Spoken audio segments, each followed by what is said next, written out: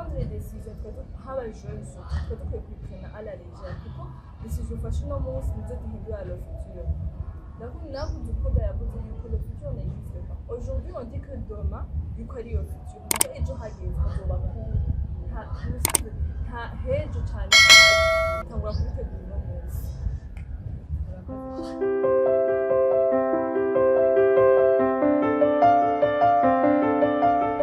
Bakunzi ba Action Vibes TV, iteka ryawe, iteka ryanje, iteka ryacu, kwemera kubyara ubuzima, ndababwije mwese aho muherereye, ndabaha ikaze muri kino kiganiro,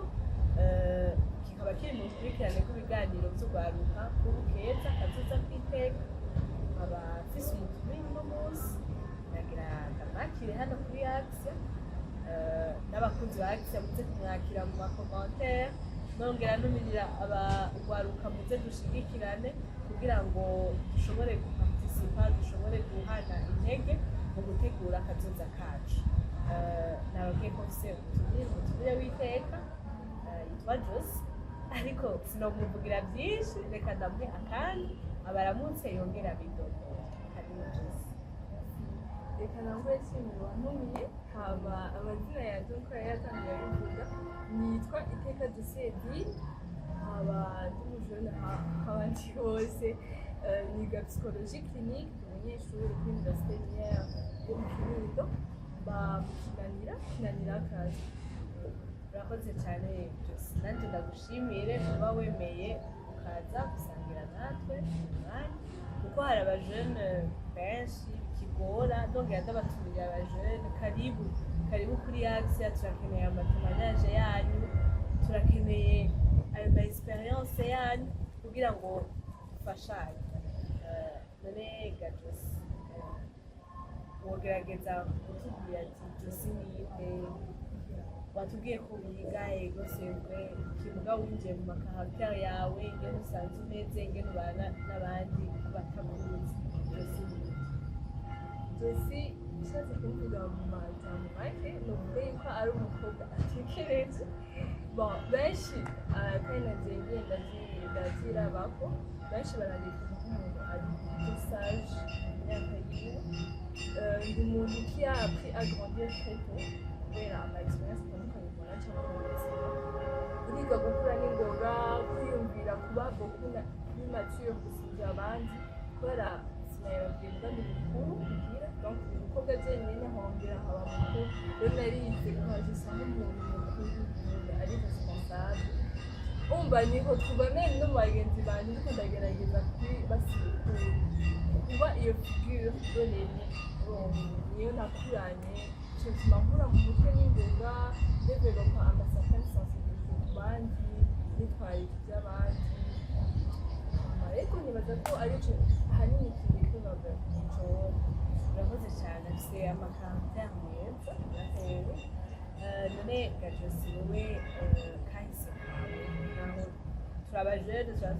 ntidufise kahise nk'ako abavyeyi bafite kahise, ugana turafise kahise basikaha. Kahise kawe ukagikora gute canke kari kameze? Kahise kanje novuga yuko abantu benshi baraza kuvuga ngo turigisha ngo wege ibyo twaciyemo ngo ntimwayoza, comme si ibintu twebwe byaje ngo birashe birahari. Je novuga ko kahise kanje c'était pas facile, ibintu byari ibintu byoroshe, mugabo aussi sinabaye cyane ibintu bigoye rwose, kuko naronse amahirwe mfise abavyeyi gutwarika abana babo, baragerageza uko bashoboye, kuko n'ivyo bihe bigoye naciyemo nibaze yuko ntavyo bamenye, kuko nabicamo ndi jenyine nihoreye, mba ninyegeze ku ruhande rwanje, mugabo byaramfashije kugira uwundi no munsi, byarakontribuye cane. Iyo maturité mvuga yuko abantu bakunda kumbarira ko mfise, byaramfashije cane, kubera ko hajya mu bintu mu masituation agoye, mu bihe bigoye n'ibintu bisanzwe bikunda, abantu benshi bakunda gutangara ngo iyo myaka nyine mfise mugo nguyumvira ngo umuntu akuze cane. Ubuzima nibwo bwatumye mba umuntu ameze uko ntangura kwiyumva, kandi burya ntaduciriyemo uko ibyo tuba twaraciyemo burya biradekura ibyo ivyo turiko turaba kubera yuko maybe meze uku kubera naciye muri kirinya des fois ugasanga meme bituzaniye ayo makaractère nziza kubera yuko naciye muri iki vyadevelopye iki kintu muri jewe ugasanga batanyije muga byose ntakwibagira ko byose ari igisubizo ko murashobora guca mu bintu bibi mwese muga ugasanga umwe acabwira bitariyo ubundi agacabwira nibaze yuko nk'abandi bajene bose yayige mu majisi naciye mugabo nk'uko nabivuze mbona sinovuga ko yari bya bihe bigoye cyane umuntu avuga iki cyarabaye sife partie de ma vie donc ushobora hari evenement iba mu buzima bwawe ukavuga irabaye ije guhindura ibintu byose oya aya mahirwe narayaronse iyo evenement tubitezeho mugabo cela non plus nisigura ko atari ibintu bigoye naciye mugabo novuga yuko nteze guca mu madetaye menshi cyane nibaza yuko narasobanukirwa ibintu by'Imana none turabona kenshi abajene bamwe hari abo bigora gufata amadecision hari abo nyene tubona umengo bashatse kwikompaka uko bashatse canke nyene bikabagora none wowe iyo hageze gufata kuko kenshi mu buzima bugize tunagezeho gukora ibyo ni shwa ikintu cose uragira shwa kugira uno munsi wemere kuza wagize shwa yo guheba iki kintu kugira wemere kuza none mu madecision mbega umuntu iyo ariko arafata amadecision surtout ko twabonye yuko ibyo ushobora kuba uriko urabako bivanye n'amadecision uriko urafata bishobora kugira muri kazoza mbega umuntu mu madecision aba ariko arafata en tant que jeune surtout agakwiye kwikompaka namavuga jewe imisi yose namavuga nta décision ngo apprendre à la légère ihari décision yose ufata yose irahindura ubuzima bwawe que tu le veuilles ou non turakunda kuvuga ese gufata dufate urafashe décision kuvuga uno munsi numva ubumenyekane bw'umuntu ubibonye usubira kuko impact n'ikitereza ubwo nyene umengo n'akantu gasanzwe n'akantu kari légère tuvuga ibintu biza kwica umugabo c'est que on ignore c'est que amadecision agiye amatoma agiye icyo kari matoma niyo hindura ubuzima bwacu mu bisanzwe ego agiye manini biraba ukabona yuko kirabaye uwo mwanya nyene mugabo tujya dutora ibintu tugasinstara mu muntu ugasanga birahindutse habiti nimba ari akantu akadecision gato watanguye ufata amananzi akantu gasanzwe uvuga jewe ntabwo mvuga jewe ushobora kuvuga ati jewe par exemple nk'umujene sishaka kugira garage fasha kugira exemple isanzwe umuntu yofata abyuzi nubwo warekana ugasanzwe kuvuga jewe ko uno munsi par exemple nk'amadecision ushobora gutanga urashobora kuba uvuga ati jewe misi yose mu gitondo kugenda ndaja gusenga hama ukabigira habitude bon uko utabigize umva utuntu urumva n'akantu gato n'akantu sana utabigize iyo ikintu cyamaze kugira muri habitude utakigize nawe wenyine uriyumva ça fait partie de ta vie nimba ati uno munsi bisi yose mu gitondo nzohora ndagira iki umva n'akantu gato mugabo kiyansere muri n'ubu uri quotidien yawe nicyo gituma nta decision vraiment ntari navuga yo kubaho kuko prendre decision kuva muhira ukajya nimba ari ishuri nimba ari kuza ukavuga aujourd'hui je vais prendre le temps pour kwiga cyangwa gukora ikintu decision ubibona ubwo nyene yo kugira ihindura ikintu muri wewe mugabo inconscient hari ikintu muri wewe kiba cahindutse donc prendre les décisions haba jeune twe dukwiye kwipfuna à la légère kuko décision ufashe uno munsi nizo zihindura le futur. Là, vous dites que le futur n'existe pas. Aujourd'hui, on dit que demain, il y a le futur. Donc, il y a des gens qui ont dit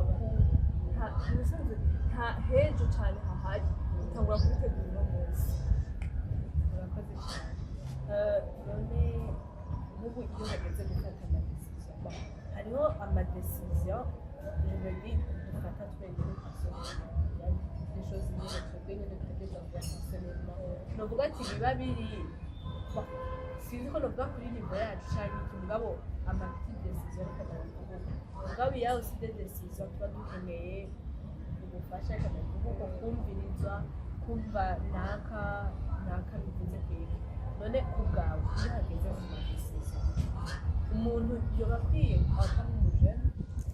yoba akwiye kwegera umujene nawe canke kubera yuko abantu bakuze baba bafise plus d'expérience benshi baba baraciye mu byo twaciye canke badukurira umuntu yoba akwiye guhaniza canke kugira gusaba ubufasha kw'abo bakuze nibaze yuko bose hamwe ari sawa kubera jewe nk'umujene mfite ikibazo umuntu wa mbere azonza mu mutwe ni kurondera umuntu tungana ashobora gutanga situation nziza ubumva ugahazana kurondera wa muntu akuze akavuga ikintu ca mbere k'injambo aza kunjisha mugabo ngiye kurondera umuntu wa mbere anjambo ni kurondera umuntu tungana kuko wewe azotahura ikintu avuge nakibayeho ndashobora gufata mugabo uzi ugafata ukarondera n'umuntu akuze afise experience kugira nawe kuko wewe arabona kure afise vision iri large gusumba uwo mugani uwo muntu mwumva ntashaka kuguha amatsiko akakubwira je nakoze ikintu kuri kandi byarakunze sinzi ko bizokunda gusa ugiye kurondera umuntu akoze se beaucoup plus d'expérience usanga peut-être yabice muri inshuro nyinshi canke ugashaka juste ko aguha muri sagesse sérieux abo igihari wowe ni gukompara ayo magarso abiri baba baguhaye hama ukaraba igihurira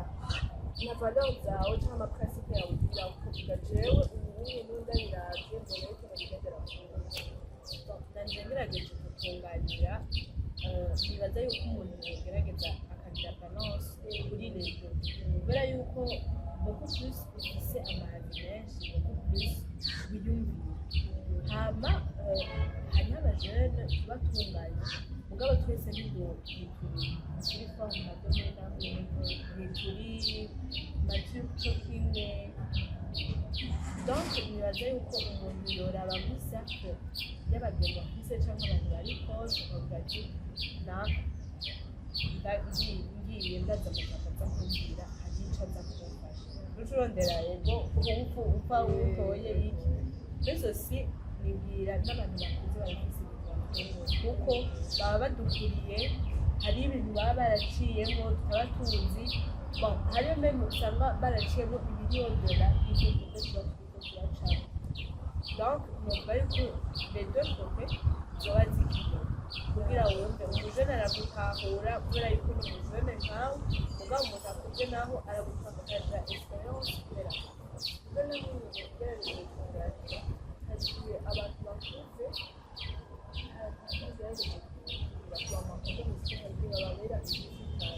donc ugiye ugahura n'umuntu akuze atari ubyageze iyo muze umaze atari babazi ashobora gutahura uyu muntu yaguye mu makosa yahuye n'ikibazo kinini kumutahura n'umuntu hari abantu ava yuko uguha icyo konseye ava yuko agufasha amaze kugufasha agufasha ngo azome bigaca bituma nawe utiyumvira kugenda kwegera abandi bakuze nkawe ndabibutsa ko turi kuri yacu ya Vibe TV iteka ryawe iteka ryanje iteka ryacu twemera kubyara none gaje sibyo turiko turavuga by'amadecision umuntu ufata turabonye abantu bashobora kwikura mu gusaba amakonseyi none wowe ugerageje kuraba generation turimo ubona nayahe madecision mabi ubona abajene bafata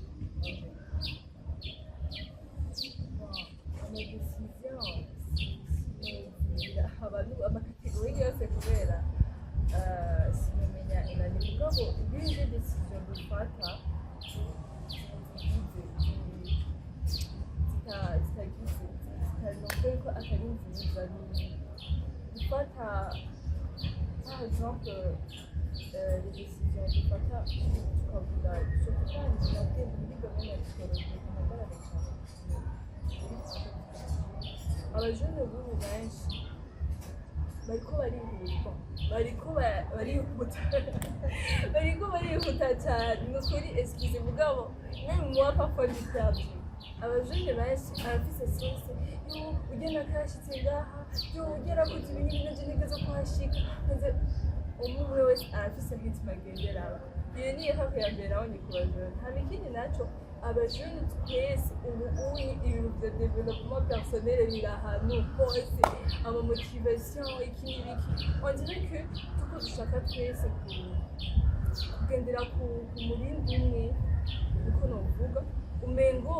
wewe utazi icyo ushaka wowe utaramenya icyo ushaka utaramenya ikintu ushaka kwiga uri muri erreur hari iki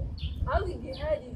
wowe utarakimenya rondera uwo mwanya ukwiye n'icyo wijajara utekereza rondera umwanya ukwiye reka kuraba aho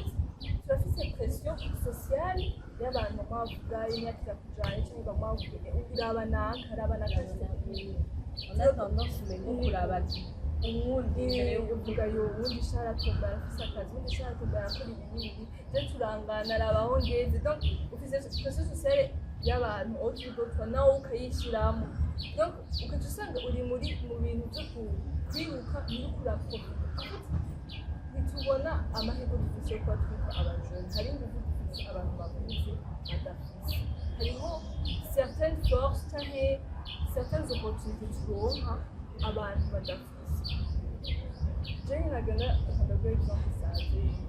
Jane Nagana, par exemple, quelque part, hagira ibintu by'ibiromba juste kugira ngo abantu ibiti bakwezi nk'umuntu wa 65-80 agiye imbere akabikora donc akagaragaza ko yiga bazovuga uwo muntu n'amahoro donc il y a certaines choses twebwe dufise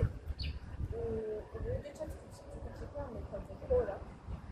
rero ukaca usanga tuko turaba envahi n'ibyo bintu urumva ngo nakarakoze ibintu je veux pas dire ko ababikora atagize mugabo quand même nimugendere ku murindi wanyu nimwihute vraiment gendera kuri rythme yawe nimba ubona yuko nakara bino tutarabironka c'est pas un problème ukuri c'est pas la fin du monde yego nanjye ikintu nakongera ko nuko turakunze kuraba nuko nabivuze naka ikindi kintu nibaza yuko abajene benshi bashobora kuba tubuze ni ukugira no proposer envie no proposer rêve donc iyo ufise iyo ufise ikintu ati jewe mbere kushaka ari ikintu personnel atwanye donc uca wiga kubiharanira mugabo iyo ufise ibyanaka kubera yuko ufise ibyanaka wese guca mu nzira ziwe mugabo ufise iby'iwawe ubu muri authentique je ndakunda kuvuga ikintu cyo kuba authentique kubera yuko n'Imana irabivuga umuntu wese yamuhaye ingabirano kandi ingabirano y'iwawe n'ingabirano y'uwundi bigiye hamwe biforma ishurwe ryinshi siko umaze kubibona ishurwe ririmo amabara menshi biraryoshe cyane ni kuvuga yuko umuntu yoba akwiye kumva yuko afite pari yiwe ugashasha ukagira amaheve yawe jewe hari imigisha yigeze kumwita muraya ahantu batwisha muri entrepreneur ngo oze reve kubera guheva burya birugurura esprit kwiyumvira umva naho yoba ari amaheve amwe ari plus nyene kuko amaheve yawe niyo wumva kuyiyumvira bigutuma kugerageza kubikorera kurondera amadesizi ufata yaraba agushogereye mugabo uguma wigana nawe sindabyanze kuko ku abandi experience baba baraciyemo birashobora kugufasha kandi hariyo ibindi bintu twita influence nziza kuko hariyo influence iri negative influence nziza y'abagenzi y'iki ama experience abagenzi baba baraciyemo bishobora kuba kugufasha mugabo umuntu akesera kugira ibyiwe guharanira ibyiwe kugira ibyo arwanira byiwe ntushashe kuba nkana hari igihe wasanga uri kuraniruhisha ufite usanga ibyo nyine uba uri kuragira wumva kubera abatari iby'iwawe si byo wagenewe genda wewe n'akoto ni uko utaguma aho uri kuva wicaye uno munsi naho wogira novuge akademi pa 50 uzovuma ushika ahantu woshize mu myaka itanu ukazoshika mu myaka 10 mugabo warabikoze mugabo waraguye wewe nyene kandi biraheza bikabera experience bikabera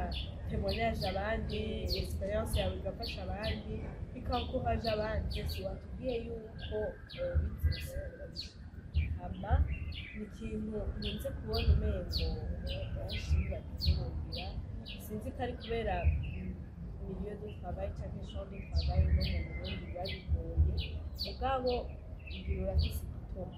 kubera yuko hari abantu bagenda muri universite bakagenda biga atazi ico ashaka kwiga byumwa ata passion agifite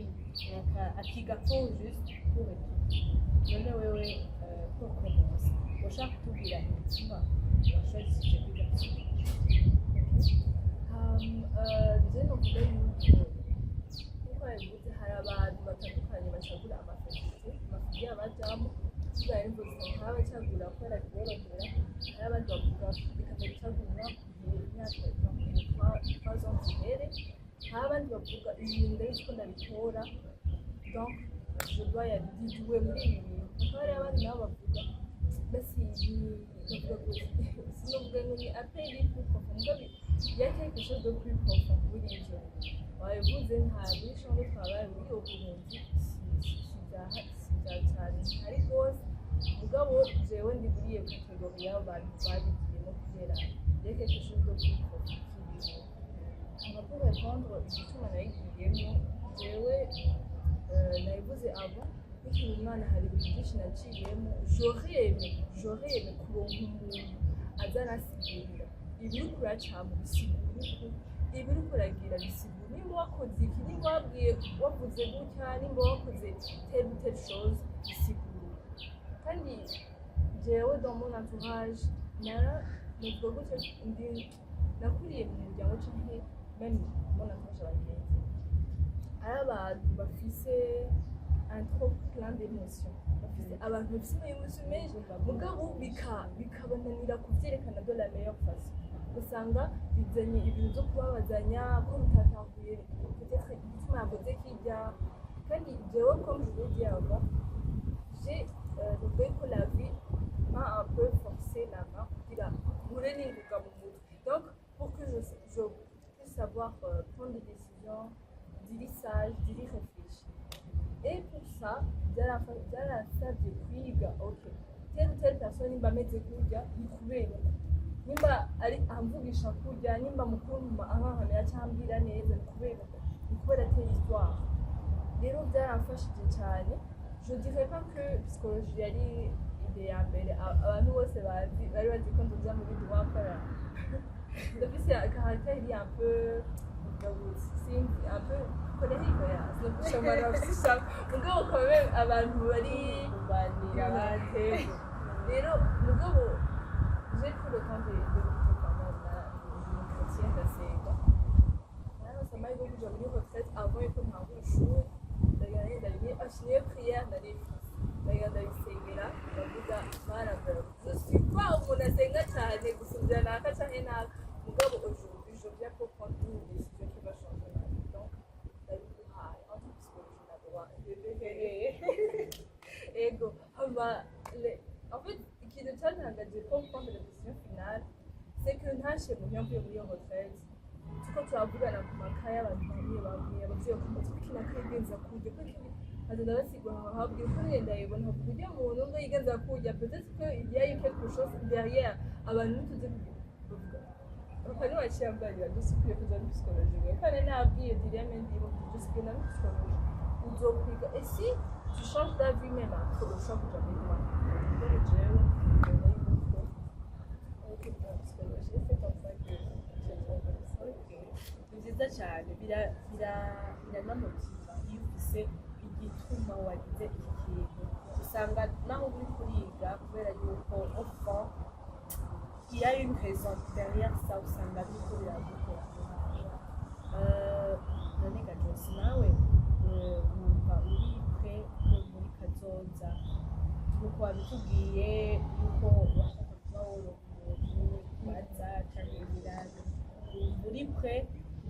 uzobibandanya ukabidevelopa ukabyiga nyine ukabinoganza kugira ushobore gufasha abandi wibona hehe sanka avenir cyangwa dans 10 ans avenir n'ivyo bya psychologie je psychologie ndashaka kuzoyibandanya amahirwe ntarose y'umwana abandi baronke meme ukuze mesma amahirwe ntarose yo kumviriza yo kutumira kuko urabizi ko mu gihugu cyane ibintu by'amayemosi n'umwanya cyane umuntu ashobora gushavura ugasanga yaciye mu kintu kimubabaza mugabo nta mwanya bifitiye je dois être forte jewe personnellement simbona yuko kwinyora ari problème cyangwa une émotion ari kuba forte mugabo chacun n'amarariyo mugabo jewe ce que je veux c'est pouvoir aider abantu nk'abo abantu bakicirondera abantu bari bashaka gutahura kubera iki ntabwo tubana cyangwa kubera iki umuntu twakuranye ugenza gutya kubera iki cyari telle personne mal a choisi de me trahir cyangwa hama aho wavuze aho ubibona dans 5 ans moi je vais être un grand psychologue imana ibifasha sinafite n'ibitabo byerekeye psychologie kugira abantu biba bibujije ko baba bari mu makabine pour comprendre comportement y'uwundi muntu babana mugabo ce que je veux c'est ouvrir ahantu un espace surtout les jeunes bazoshobora kuza baraza bakaronka amahirwe kuronka ahantu en fait les jeunes pas tuko turarondera direction tujamo udafise umuntu agutahuza ko on aime voir que la psychologie est une clinique mugabo les émotions z'influence cyane ama décision dufata les émotions zirahari en fait c'est ce qui fait uri uno munsi nimba uvuga kujya nimba ukora kujya nimba utwagwa n'amayemotion nibyo bijyana na décision ufata kandi c'est le même le pourquoi usanga bihuye n'ikintu ushaka gukora ya c'est ça kirumva ngize akabazi kubera ngo mego beaucoup plus bya psychologie wowe urabitahura nk'ubu uri muri situation nk'iko hariyo abantu batwaga n'amayemotion cyane n'abandi bazi kuzijera ni gute umuntu surtout mu madecision ni gute umuntu mu madecision ufata aba akwiye kujera amayemotion canke mu buzima bwiwe aba akwiye kujera les émotions biratandukanye d'après kubera sinaheza donc umunyeshuri mugabo d'après ibyo maze kwiga abantu turajera les émotions de différentes manières ikintu gihari avant gufata décision avant toujours gufata décision kuri kugo l'émotion uzi kushavuye uzi kuryohewe uzi kubabaye gufata décision niba décision iri important bunje utera ala ati ngumva nende imyaka muri kane y'imbere non tekana surtout ari décision très importante tekana yumve mu mwanya utekanye kandi surtout comment gérer les émotions ariko ni de différentes manières hari abagira sport bagira kugira ibyo bakiga sport hari abagira meditation hari abumvise indirimbo hari abaza gusenga hari abaririmba mu makorali hari abavuga je vais aller voir des amis me changer les idées hari abagira amabalade hari abagenda kwicara ahantu habonye agatekana kumva akayaciye akumva niko bigarutse kuba donc c'est ukuntu tugera amayemotion bitandukanye hari neza kugenda kumenya kuyagera ama n'izihe ingaruka mbi zishobora kuba mu gihe umuntu atamenya kugera amayemotion ni ingaruka nyinshi kandi malheureusement ingaruka si kuri wowe gusa n'abandi bari surtout abandi bari bakugorera abandi deja bari muri ibintu reka dukorera dutahura uyu muntu twari tumuzi or que la personne ari muri trop plein d'émotions afite amayemotion menshi adashaka gusohora rero biguma bigaruka ngo udasora amayemotion ngo c'est trop fort urumva ngo niba mbabaye kudasohora nako hari igihe umuntu muri we ugasanga uza ameza bashaka tumva ngo ni kwiexposa mu kugira iki n'abandi bari bujyanye nyene aryohe babibona cyangwa yagize naco ico bagifise kandi cyangwa naho nyene no kubera ari umuntu ashobora kukubwira ati dushobora gutakaza impamvu yaje mu kugira hari ukuntu umuntu ashobora kubivuga en fait ikintu gihari les émotions on ne peut pas les ignorer ntibikunda les émotions ni ikintu kiri muri wewe on ne peut pas wowe nuwacagura nk'umuntu ukavuga ok ngira ndavyinyoye sisise kugira wabuze nk'umuntu canke urababaye canke quelque chose s'est passé bimerita ko ushavura ubabara canke uryoherwa mais tu essaies quand même de kutavyerekana ama émotion ntiyanyegeza donc ama émotion once ukayasohora nk'umuntu ton corps va s'en charger tu vas commencer à agir utari kuko abantu batakumenyereye uko biri kose umuntu ashavuye zishatse kuvyerekana amaso yanje aza kuvyerekana arimo ndakuvugisha nza kuvugisha ukundi kuntu mvugira hari ikibazo cabaye même si j'essaie kugira figure nziza donc les émotions on ne peut pas les ignorer urashobora même ça peut marcher pendant un temps ugasanga ko uri umuntu asanzwe atayerekana akavuga donc nta kibazo mugabo c'est ça qui nuit kandi quand ça explose vraiment urakoze cyane rwose jewe antuka ndahigiye byinshi nizeye yuko hariho n'abandi bajene benshi abandi bakunzi bo kuri Axe hari abo bafashije none gakosi uravye uno munsi igiki uhanura kugira ngo mu byo ruriko rurabamwo ubundi kuko twabonye yuko ibyo tubamwo bidutegurira akazoza igiki uhanura kugira rushobore gutegura akazoza kabo mu byo bari kubarabara kuko nanjye amashuri ubanza rwarukana mbona yuko nobahanura surtout kuko twabize mu by'ama émotion kumenya kugérer leurs émotions même si abantu bashoboye kunégocier c'est quelque chose de banal c'est quelque chose d'autre si ikintu gishobora kuinfluencer ama décision zifata mu buzima bwawe ufata cyari kubifata nk'ikintu gisanzwe hama et aussi kugendera ku mahitme yawe ntiwirukiye ngo naka ngo karakora ibiriye ngo nakashitse aha nahatungana ngo ibi yakoze mu myaka iri kiranjana tekana nta ubusanzwe nubwo ushaka kwiruka sinzi c'est pas obligé que ça marche parce que ushaka kunyaruka nk'abandi hama ikindi naco nohanura abajene c'est profiter de votre jeunesse quand je dis profiter ntimwibaze ko ari faire la fête et tout mugabo profita kuri izo nguvu ufise profita kuri ubwo kuko baravuga yuko à un certain âge hariho amaneurone agenda ariyongerekana selon n'ibintu ugiye uriga hari ukuntu amaneurone agomba yitransforma muri cerveau iwacu mugabo à un certain âge bikaba profiter alors de ça profiter izo nguvu mugifise ubwo bwenge mugifise iyo dynamique mugifise nk'abajene mubikoreshe mu bintu mukunda muri créative mukora ibintu abandi batakoze ntimusubiremo force mu byandi bakoze mugabo mwiyespire et créer quelque chose d'encore plus et surtout mwige gukorera hamwe bana kuba abantu urumva ngo ni iby'iwanje ngo ushaka ko nakabimenye ibiye essayez de partager ça avec les autres babivuze iyo ingabire nyinshi zitandukanye bigiye hamwe ça forme ikintu kiri encore plus urakoze cyane nizeye yuko bigiye gufasha abajene benshi ndagushimiye cyane umwanya waduhaye kuba wemeye ukaza ugapartaja experience yawe kuri Axe narababwiye nta kintu na kimwe kiri gito ico kintu nyene cyo wawe bibaza hari umuntu akirindiriye ngaha hanyuma kugira ngo kuze kumufasha Axe iri ngaha ku bwanyu urukurikirane rw'ibiganiro ruri ngaha ku bwanyu ngino rero dupartage ama experience ngino dufashanye duhane amayide kugira ngo dutegure kazoza kacu mu kubaho kubu kacu neza ndamushimiye Josi kuri iki kiganiro tugiranye ariko nizera yuko kubera nibaza ko hariyo